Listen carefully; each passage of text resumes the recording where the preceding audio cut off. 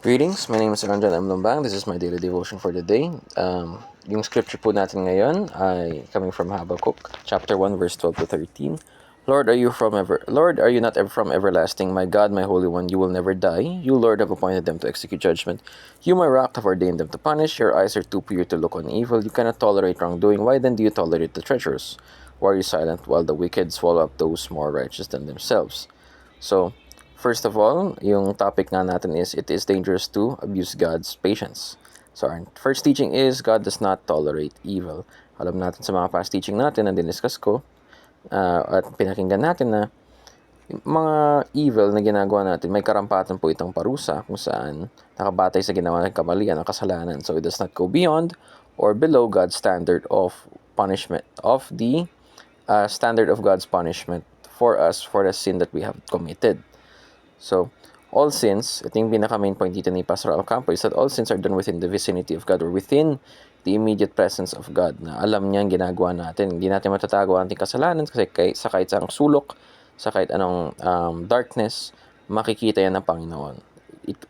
Kahit walang nakakita sa'yo na tao, siya, ang Panginoon, ay makakita sa'yo. So kung ganun, if God is always present and not absent, diba, naisip natin, ba't hindi napaparusahan ang mga wicked or mga makasalanan parang hindi sila napaparusahan, no? Akala natin na hinahayaan lang sila. But in truth, there are two types of punishment from what I've understood na. One is in this world and the other one is in the next. Minsan nadidisiplina tayo sa mundong ito at yung iba naman nadidisiplina sa next life or that's when they are judged.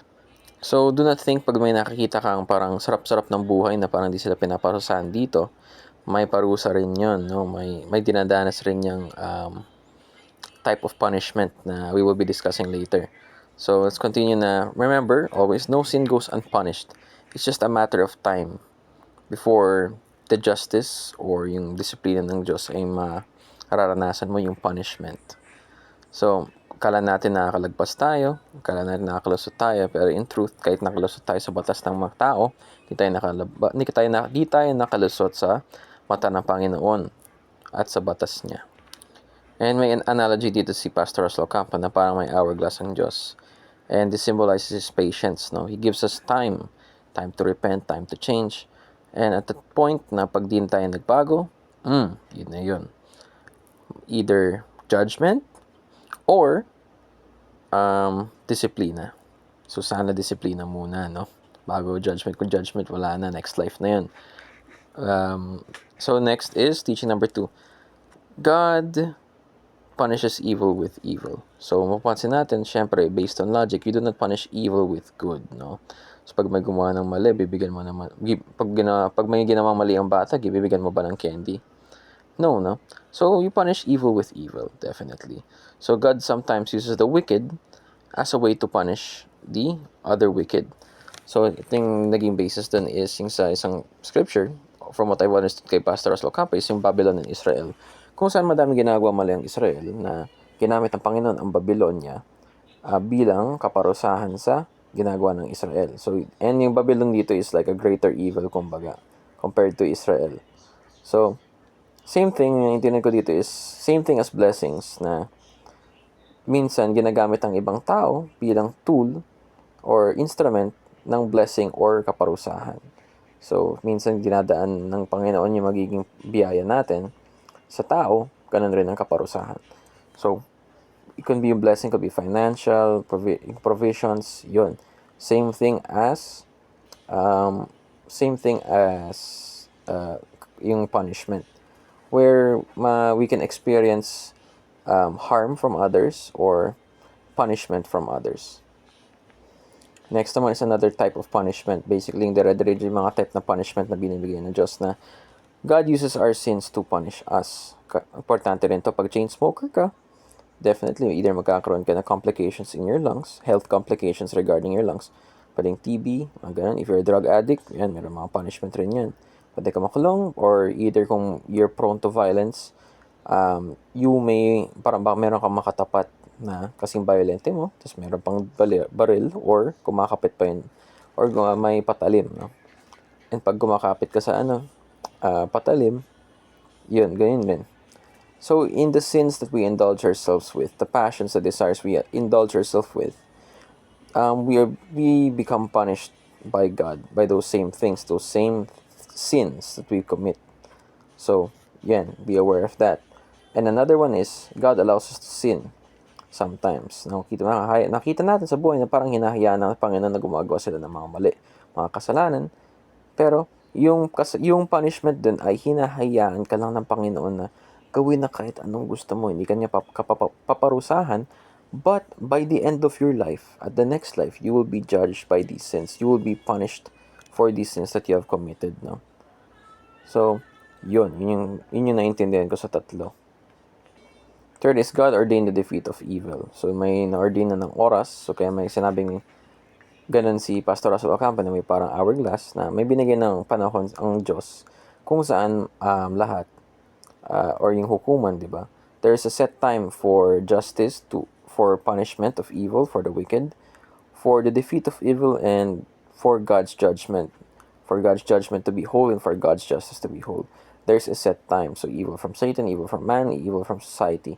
Merong oras yan. May nakalaan na oras para dyan na kung saan mabubuo na ang judgment ng Diyos. No? So, yun. Basically, God has ordained the defeat of evil. So, yan. Next is application. So, how do we apply this in our lives? So, do not tolerate evil. Yung mahalaga dito, alam natin yung hatred of evil, di ba? Yung hatred, pag hatred, you go out of your way to do certain things when you hate something, no? If it's like bullying, you hate someone, minsan, siguro itatapon mo yung sapatos sa may window, no? Or itatago mo yung bag. Minsan ganun. You will go out of your way when you hate someone. Parang alam mong nasa second floor, you will wait 10 minutes on the first floor para lang hindi siya makita. Pag nasa front row, pupunta ka sa likod para hindi lang siya makatabi. Parang ganun. We should be that way. We should hate sin the same way or even more. Kasi yung sin will lead us to eternal damnation and away from God. We should think that so medyo mabigat ang ginagawa ng kasalanan sa atin talaga. So kailangan dapat mas malala yung hatred natin. So balik tayo sa topic na do not tolerate evil. Evil in ourselves, we must fight it. We don't tolerate evil in the sense na kailangan kalabanin talaga yun. We fight the evil in ourselves. In the same way, in our family, we do not tolerate evil. We do not tolerate evil in our government, in our society. We must be able to fight those things. Now, we do not tolerate evil in society, in our government, in our family. Iniiba natin to. We show the way. We correct this behavior. No? So, do not abuse God's patience. Diba? Based on our topic nga na sinabi ko, yung according to Pastor Russell Ocampo, parang may hourglass na binigay sa atin na pag napuno na ito, or rather, pag naubos na yung pasensya ng Panginoon, doon ka makakaranas ng disiplina. Do not abuse God's patience. That's because we are unaware when He will discipline us, but we also know that there is an ordained time for when judgment will come. So, yun. Do not tolerate yourself. Do not tolerate the sins that you do. As when you tolerate the sins that you do, you abuse God's patience. Parang ganun. So, do not wait for God's discipline. Maganda rin to na sa pag may naramdaman ka ng mali, pag sinasabihin ka na ng Holy Spirit, makinig ka na. Huwag mo hintayin yung disiplina ng Diyos o yung punishment ng Diyos para sa iyo, kaparusahan na para sa iyo, para doon ka na lang mag-iiba. At kung sakaling ang maparusahan ka, huwag mo namang damdamin. Kasi just be blessed. Remember, feel blessed when God disciplines you as He is watching you. He wants you to be on the right path. Compared to naman, yung iba na hinahayaan lang. They are unaware of the love of God kung para manatili silang sa tamang landas. Tayo at least may parang naramdaman natin agad na disiplina na God is watching me. So alam niya gumawa ako ng mali, kaya pinarusahan niya ako. Buti naman. Yung iba naman, nakala niya nakalusot sila. Bang, yun na yun.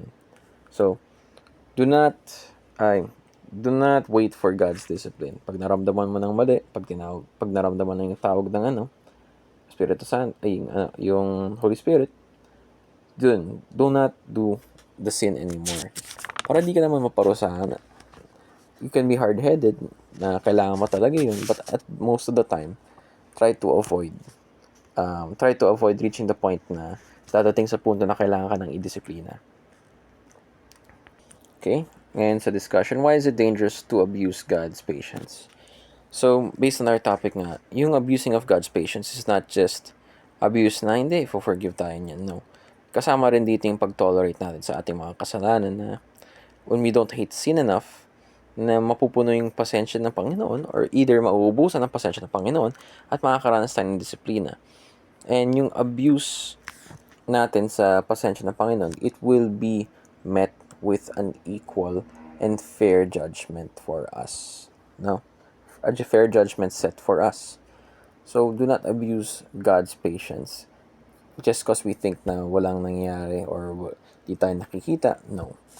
Do not abuse God's patience for the good of yourself, for the good of God, for the glory of God, and yun lang, basically, and mabuhay.